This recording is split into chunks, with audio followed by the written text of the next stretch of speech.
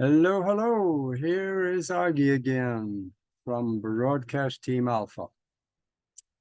Let me tell you a story. There is this book and a diary made by people who went on a journey. And it explains about a diplomatic exchange program between people from Earth and another planet. We sent people to their planet.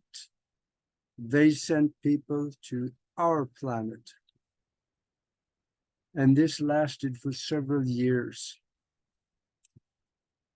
Diplomatic, yeah. On the extraterrestrials part, I think it was so.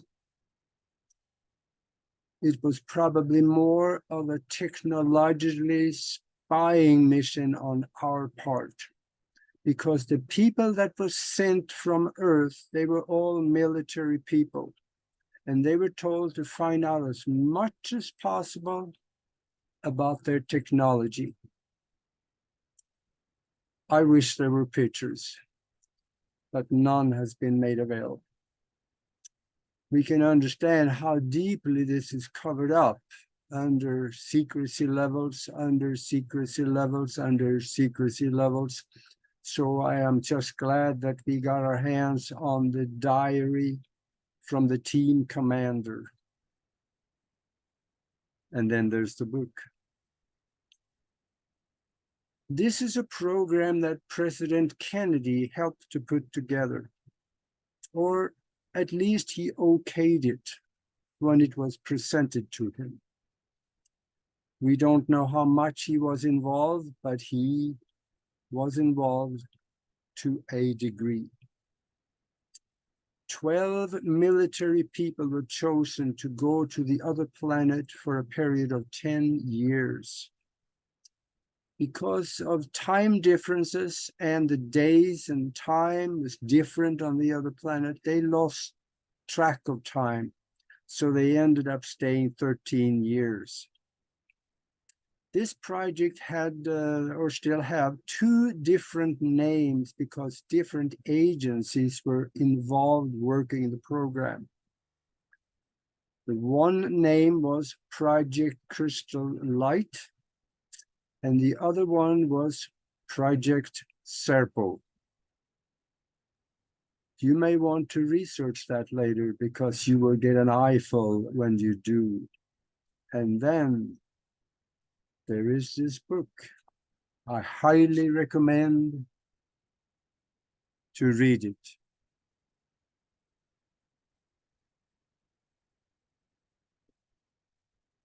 The exchange that happened in the time period between 1965 and 1978. But the whole story and what led up to the exchange of the people between the two planets started in 1947 when two flying discs crashed in New Mexico, one at Roswell and one at Corona. What happened later? After that, it turned into an above top secret exchange of people between two governments and their planet and our planet. Their planet was planet Serpo in the Zeta Reticuli solar system. It appears as the ships were brought down and crashed because of a new radar system that was put online at Holloman Air Force Base in New Mexico. They found out later that the radar interfered with the flight control systems in the flying disc. In those crashes of flying discs, there were several dead extraterrestrials, but also two live ones. The live ones were named EBE-1 and EBE-2. The EBE stands for extraterrestrial biological entity.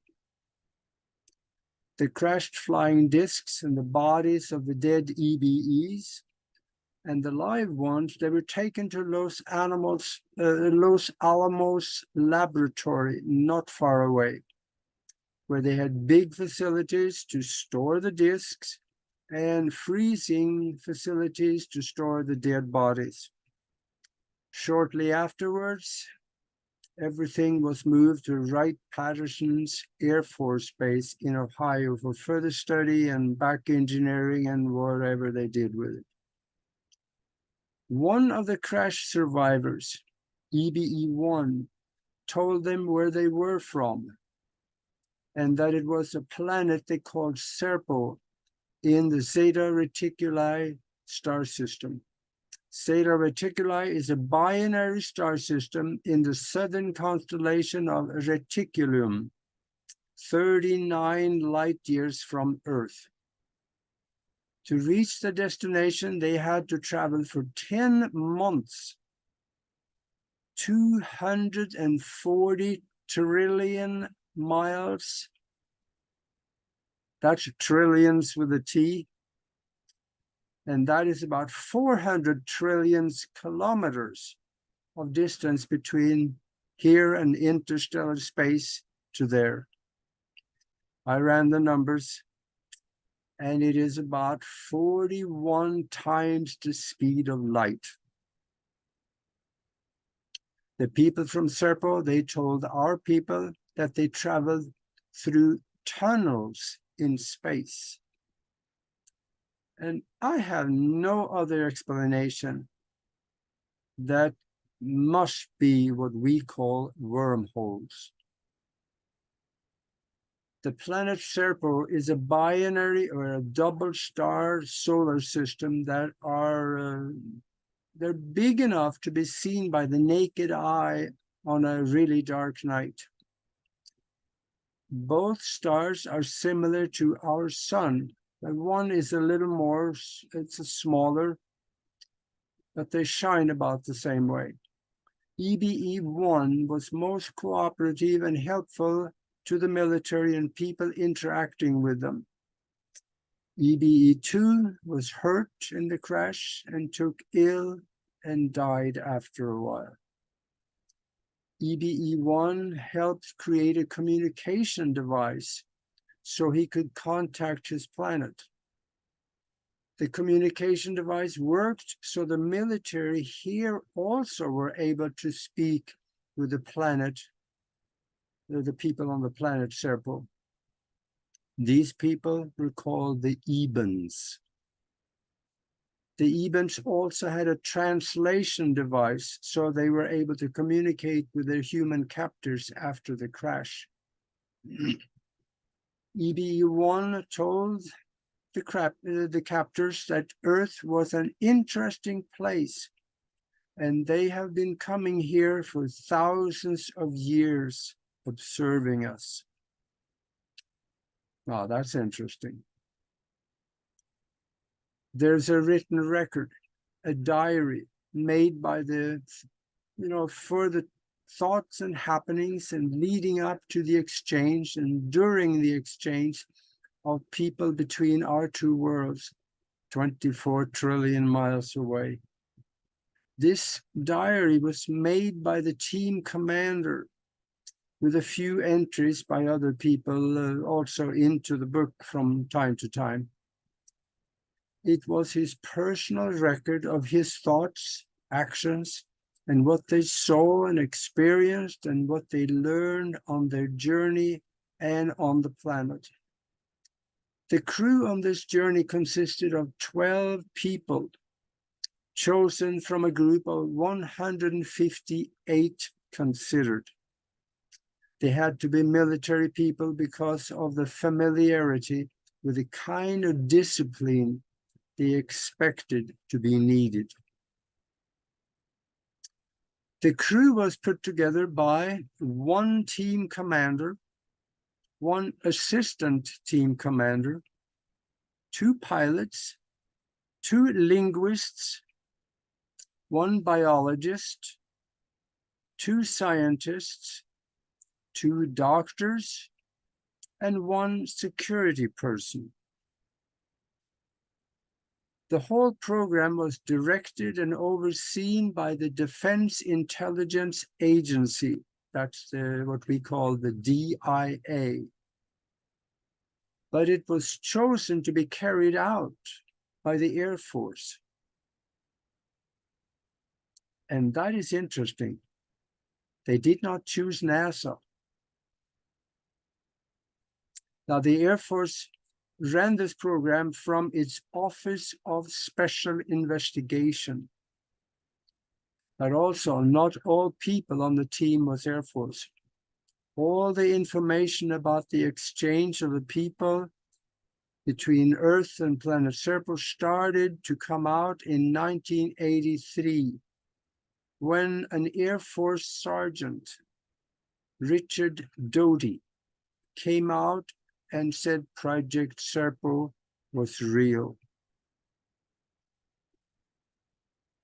It appears that Sergeant Doty was on the inside with direct access to the records, and he did not agree with how it was handled, or should we say, covered up. Something this important should have been conveyed to the people. He contacted Linda Moulton Howe and gave her the information on the first extraterrestrial human exchange program. There is a slightly sad ending to this story, and that is that not all of them who went came back. 2 died on Serpo, 1 died on the way there, and 1 decided to stay on Serpo and not come back. He must have liked it there. The planet Serpo is much like Earth, but warmer. Around the equator and a good distance from there was hot like in Arizona. And I know how that works.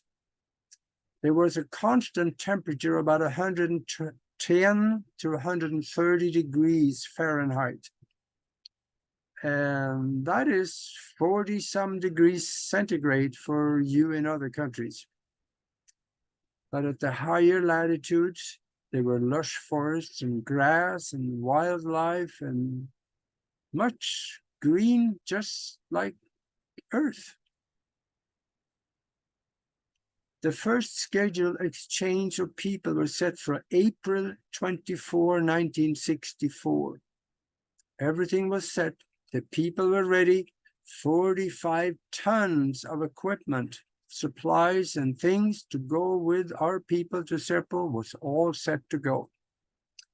When the Ebens landed, exactly on the time that they had told us, they came with 2 big ships, really big ones, bigger than anything that we have flying. There was a greeting party, a ceremony. There was an exchange of gifts. One of the gifts we got, this is really interesting. One of the gifts we got was called the Yellow Book. And I will get into this one a little bit later into this, because that is important. When they came, cameras were rolling, everything was recorded. According to the records from the team commander, there were people from Bolling Air Force Base in Washington, D.C. They were there to film everything and record everything that happened.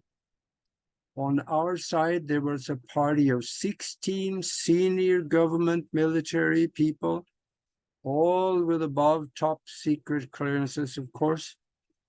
We were given a translator device, and they had one, the Ebens had one, so we could communicate with them. The language of the Ebens were really difficult to learn.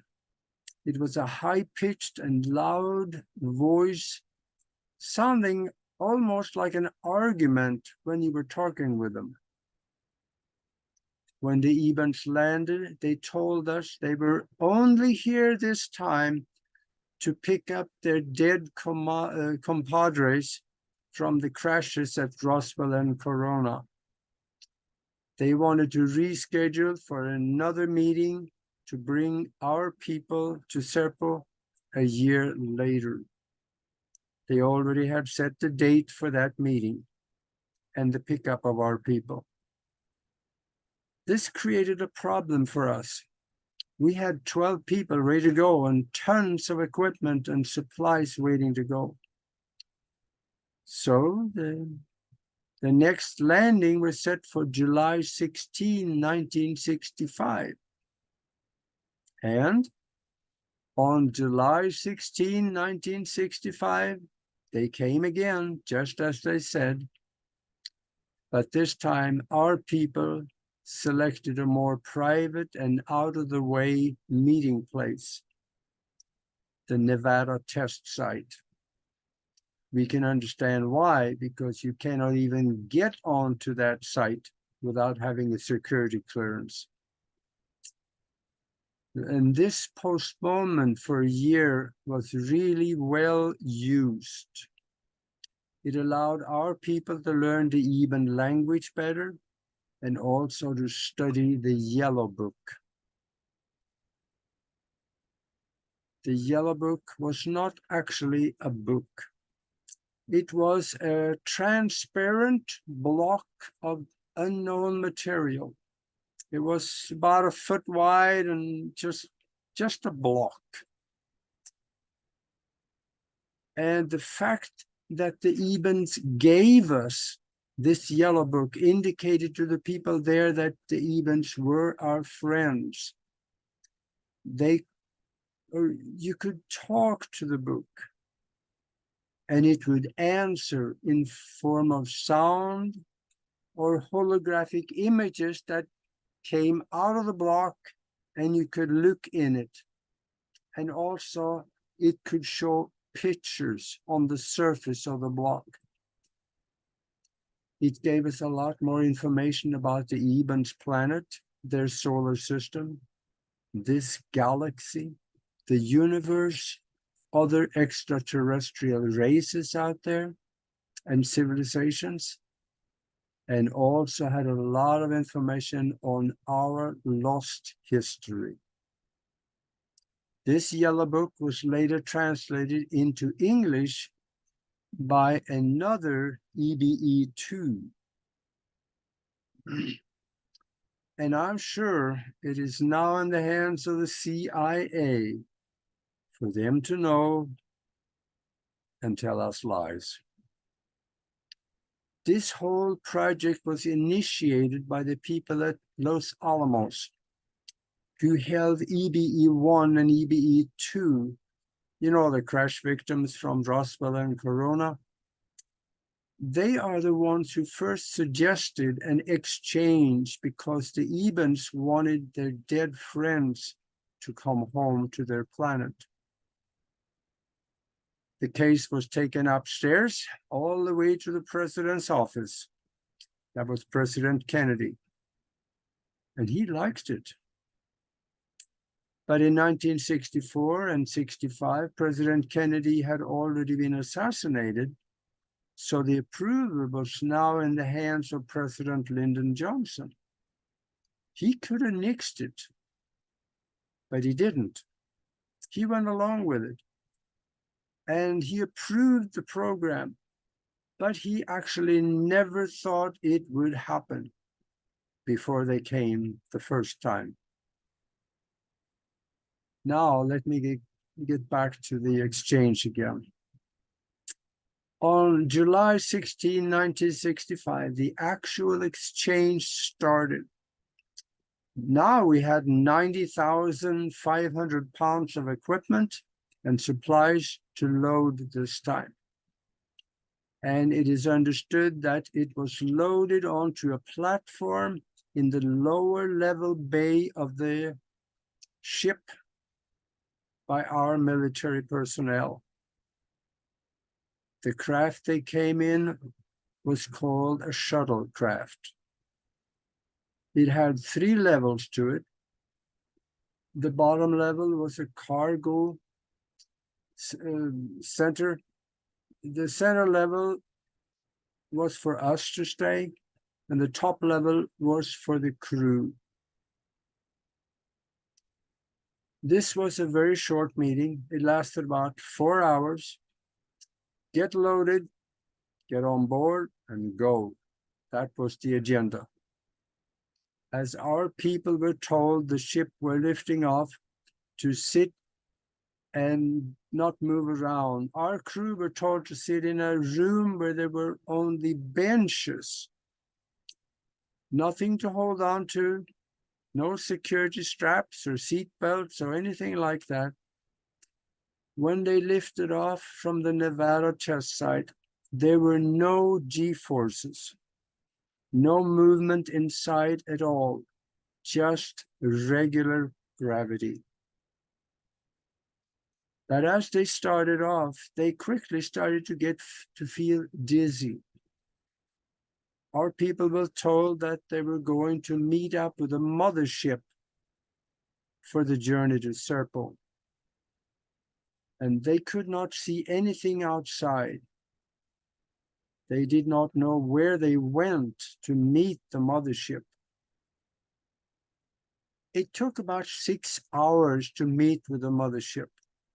They flew the shuttlecraft into a big bay on the mothership and parked it. The 90,500 pounds of cargo were unloaded in just a few minutes and put away. The bay of the mothership was huge. There were about 100-foot ceiling. That's about 30 meters for you guys in Europe and Australia. And there were no weightlessness. And the gravity again felt like just on Earth. When the mothership started moving, they felt some disorientation, slow memory and slow thinking, little upset stomach, and they had a hard time to focus. Our people had our own food that they usually ate. But when they ate the food that was given to them by the Ebens, they felt better. During the time en route to Serpo, while in the time tunnel, they called it, they felt dizzy and sick almost most of the time. One time, about halfway to Serpo, they dropped out of the time tunnel, or should we call it out of warp in the language of Star Trek. And when they dropped out of the time tunnel, they felt fine again. One time they were taken to a room with many Ebens sitting there at control panels, monitoring and working. One Eben was sitting way above, high above the others. And our people thought that was probably the captain. To give you an idea of the size of the ship, it took them about 15 to 20 minutes to walk down a corridor and up an elevator to get there from where they were normally kept to this control room. During the flight, about halfway to their destination, one of the crew of our people died. That was one of the 2 pilots that were sent. And of course, the body was stored for later to do something with it. After 10 months, they were told to prepare for landing. All their equipment were prepared and a huge door opened up and they went down a ramp to a greeting party. A large number of Ebens were there greeting them. There was one of them who was taller than all the rest of them. He came up to our crew and to welcome them onto their planet. All of this was translated by the Eben translator. What surprised our crew the most was that they could see two suns in the sky at the same time, one more bright than the other, and it was very hot. Their planet does not ever get dark like Earth does. All the Ebens were dressed in almost the same kind of clothing, brownish gray. There were also people in blue uniforms, and those were the military. The military also served as the police, and they were everywhere. They walk in twos and are keeping everybody in line to their directives. The village was a bunch of small and some a little bigger adobe looking like round huts. That was people's homes. In the middle of the village, there was about 300 to 400 foot tall tower. That's about 100 meters. With something that looked like a mirror at the top of it.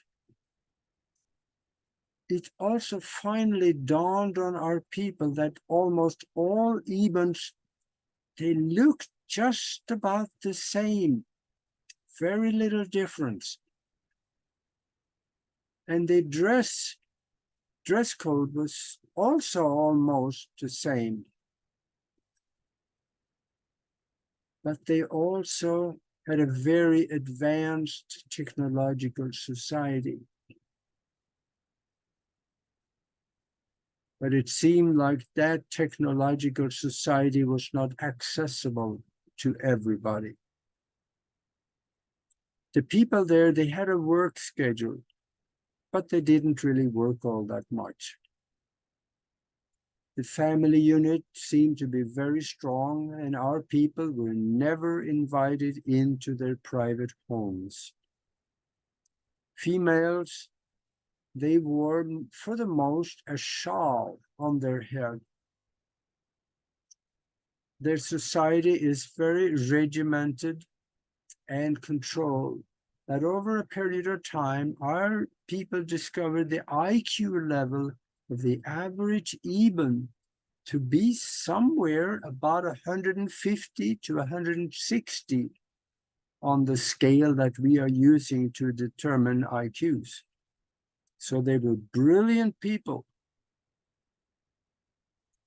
but they were not really seeming that they were able to go and do what they wanted to do because they were designated to do certain things. But even though the high IQ, there was still very little ingenuity among the average Eben. Among people who are selected to get the right education and be engineers and such, they were great ingenuity. I think I know why the general populace just seemed to be just hanging out, just existing. It may have something to do with the fact that everybody just work for the common good. They do not use money in exchange for value. They may do exchanges in a form of barter, but it was not encouraged. Everybody is wearing a small box on their belt that monitors everything they do. There's very little, if any, recognition and reward for individual accomplishment. Their society is run by a totally communistic principle. Everything of their basic needs are supplied to them, and the governors decide what they need. We have seen how that works. Old Russia, not the new one, that's totally different. And then we have Cuba. North Korea. That is why communistic countries are lagging behind here too, until they implement free enterprise and reward for individual accomplishment. Technically, Serpo is a soft police state. They have no government as we know it. There's a council of governors, and they set the laws and control everything. During their time on Serpo, 2 of the team members died. One died from an accident and the other one from illness. It was surprising to our team to find that there were a form of religion among the Ebens. They believed in the supreme being that controlled everything. And all Ebens were required to attend a form of church service every day. When the Ebens died, they were arranged a wake, and that could last for several days, kind of like what the Vikings did. They got together and had a feast, long tables of food. Everyone came and ate and danced and played games and celebrated the life of the person who died.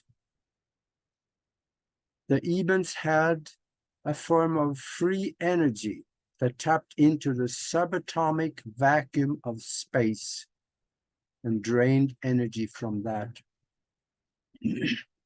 Each house had a small box that gave them this energy for electricity, for cooking, for whatever else they needed electricity or energy for. The people at Los Alamos, they already had one of those energy devices in 1947 that they retrieved from the crash at Roswell, but they could never figure out how it worked.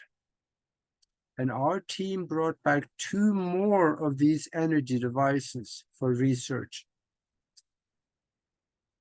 For the last half of the stay on Serpo, our team moved on to the northern part of the planet where there were more tempered and comfortable climate. It also looked more like Earth.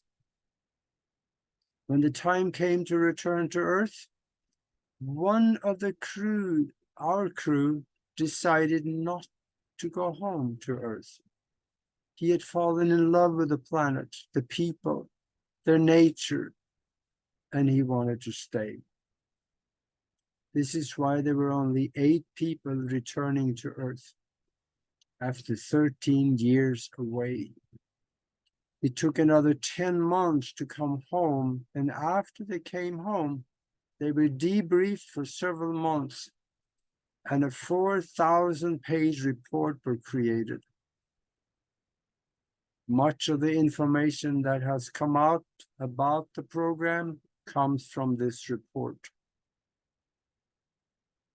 Now, the people that came back also found out after they came back home that they were sheep dipped. Now, that term, that means that all identity and prior accomplishments were taken away from them. They were made non-persons. They were basically imprisoned on a military base and would not be allowed to talk to anyone outside of the project. There is much more to say about the Ebens, their society, their technology, free energy, and what happens to a society if it grows faster technologically than the compassion for freedom and life allows. It will turn into a police state. We can all testify to that. Just look around you. That is why I highly recommend to read this book, Secret Journey to Planet Serpo, a true story of interplanetary travel. You're gonna love it. It will give you an understanding of the depth of the cover-up of the UFO issue, the lying, the murder of people who speaks out that your government do. I hope you enjoy this story, but you will not know the whole story before you read the book. So if you like what you heard, please subscribe. There's more good stuff to come.